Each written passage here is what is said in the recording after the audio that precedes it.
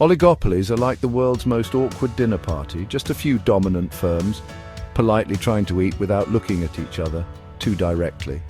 Think of industries like smartphones or streaming services, the ones where you can practically name the major players on one hand. This is oligopoly, where a select few companies hold significant sway over an entire market. So how do these markets become so exclusive? Well, imagine trying to start a car company to rival Toyota or Ford.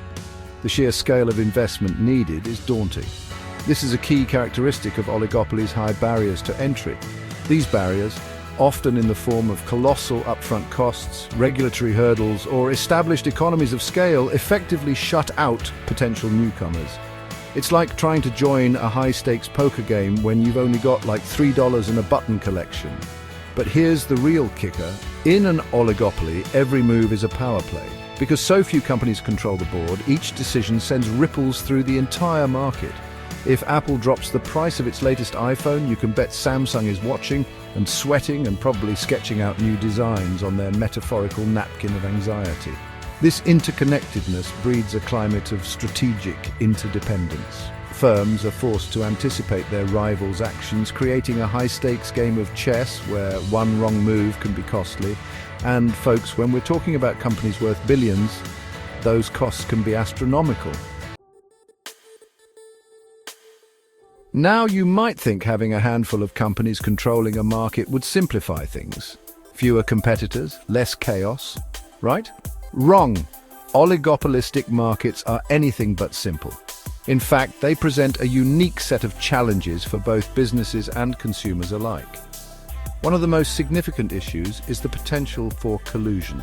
When only a few firms dominate, there's a temptation to collude, either explicitly or implicitly, to manipulate prices or stifle competition. Think of it as those companies at the dinner party agreeing to only eat with their pinkies out. It might seem classy at first, but ultimately it's the consumer who ends up paying the price for their contrived elegance. But it's not all bad news. While oligopolies can lead to reduced competition and potentially higher prices, they can also drive innovation. When companies are constantly trying to one-up each other for a larger slice of the pie, it can lead to rapid advancements in technology and product offerings. Think about the constant evolution of smartphones, streaming services, or even gaming consoles. Each company is locked in a perpetual game of one-upmanship, constantly pushing the boundaries of what's possible. However, this drive for innovation can come at a cost. In their quest to outmaneuver the competition, firms may engage in practices that stifle true market dynamism. They might, for instance, acquire smaller rivals to eliminate potential threats or flood the market with slightly differentiated products to crowd out competitors. It's like bringing a whole tray of slightly different cookies to a bake sale. Sure, it looks like variety, but you're still just dominating the cookie game. Ultimately, navigating the oligopolistic landscape requires a delicate balance. Regulators must walk a tightrope, encouraging innovation while also preventing collusion and anti-competitive behavior. It's a constant tug of war, but one that has profound implications for consumers and the economy as a whole. Welcome to the Thunderdome of business, where titans clash and strategies are as much about psychology as they are about economics. In the arena of oligopoly, companies wield a complex arsenal of tactics to gain an edge. Forget price wars. This is about mind games, calculated maneuvers, and predicting your opponent's next move before they even know it themselves. One of the most potent weapons in this arsenal is game theory. Now, before you picture a bunch of executives in suits huddled around a monopoly board, let's be clear. This is serious business. Game theory is a mathematical framework for understanding strategic decision-making, allowing firms to anticipate their rivals' actions and optimize their own strategies accordingly. It's like playing four-dimensional chess, only instead of checkered squares, you're battling over market share, consumer loyalty, and billions of dollars in revenue. But it's not just about crunching numbers and plotting graphs. Firms in an oligopoly must also master the art of non-price competition. This is where things get really interesting, folks. We're talking about product differentiation, brand loyalty, advertising blitzes, and strategic partnerships. Think about the cola wars between Coke and Pepsi, or the battle for streaming supremacy between Netflix, Disney Plus, and HBO Max. It's a constant jockeying for position, a never-ending quest to capture the hearts, minds and wallets of consumers. And let's not forget the role of innovation. In an oligopoly, innovation isn't just about creating cool new gadgets, it's about survival. Firms are constantly seeking that next breakthrough product or service, the one that will give them a temporary edge in the market. It's an endless cycle of invention and reinvention, a high-stakes race where falling behind can have dire consequences.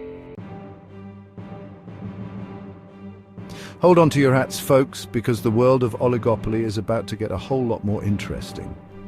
With the relentless pace of technological advancement, we're seeing a seismic shift in how these markets operate and who calls the shots.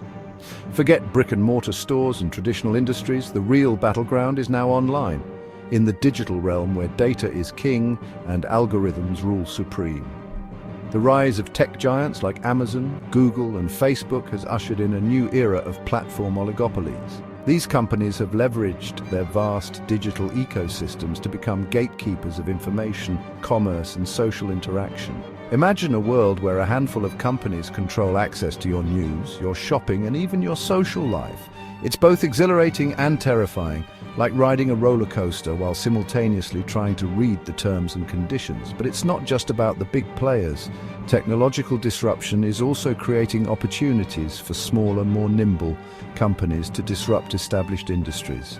We're seeing a surge in startups leveraging artificial intelligence, blockchain technology and the Internet of Things to challenge the status quo. It's like David versus Goliath, only this time David has a smartphone and a really good Wi-Fi connection. This technological revolution is forcing regulators to rethink antitrust laws and adapt to a rapidly evolving digital landscape. How do you define market power when data is the most valuable commodity? How do you prevent collusion when algorithms are making decisions at lightning speed? These are just some of the questions facing policymakers as they grapple with the implications of oligopoly in the 21st century. One thing is certain, the future of oligopoly is inextricably linked to the future of technology.